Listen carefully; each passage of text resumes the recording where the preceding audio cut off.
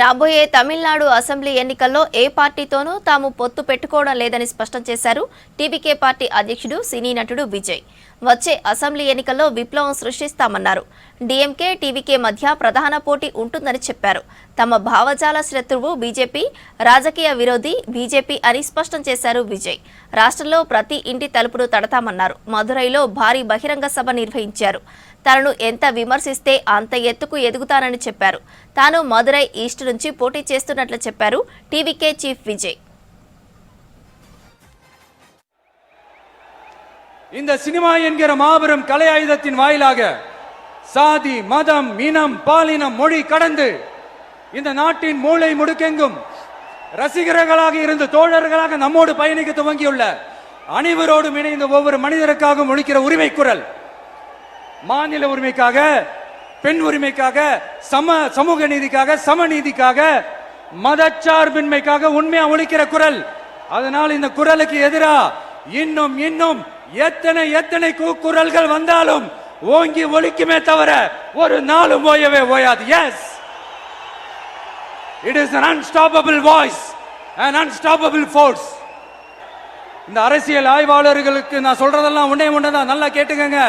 இந்த விஜய் ஏதோ இந்த பல லட்சம் பேர் கூடுற கூட்டத்தில் மட்டுமே இருக்கிறாரு அப்படின்னு மட்டும் தப்பு கணக்கு போட்டாதீங்க. ஏன்னா நம்மளுடைய இந்த கூட்டம் வெறும் ஓட்டா மட்டும் இல்லைங்க.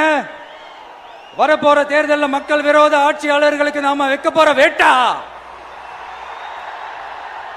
நம்மளை கோட்டைக்கு அனுப்ப போற ரூட்டா இருக்க போதுன்னு சீக்கிரமாவே தெரிஞ்சுப்பீங்க.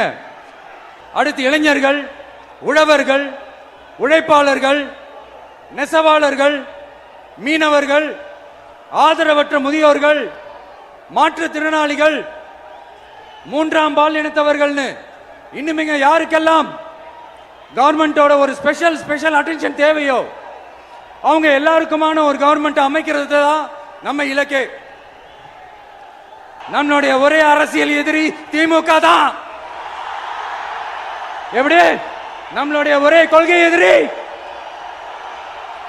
நம்மளுடைய ஒரே அரசியல் எதிரி. ஏதோ இந்த அண்டர் கிரவுண்ட் ஆதாயத்துக்காக டீல் போட்டுக்கிட்டு, டீல் பேசிக்கிட்டு, இந்த அலையன்ஸ் வச்சுக்கிட்டு இந்த ஊரை ஏமாத்துற கட்சி எல்லாம் நம்ம டிவிக்கே கிடையாதுங்க. யாருக்காகவும் எதுக்காகவும் எந்த பயமும் கிடையாது.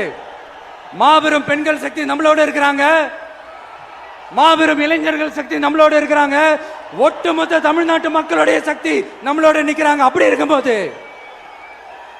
இவங்க எல்லாருமே நம்மளோட நிற்கும் போது எதுக்குங்க இந்த பாசிச பாஜகவோட நேரடி கூட்டணியோ இல்ல மறைமுக கூட்டணியோ உறவு வச்சுக்க? நாம என்ன உலகமாக ஊழல் கட்சி என்ன?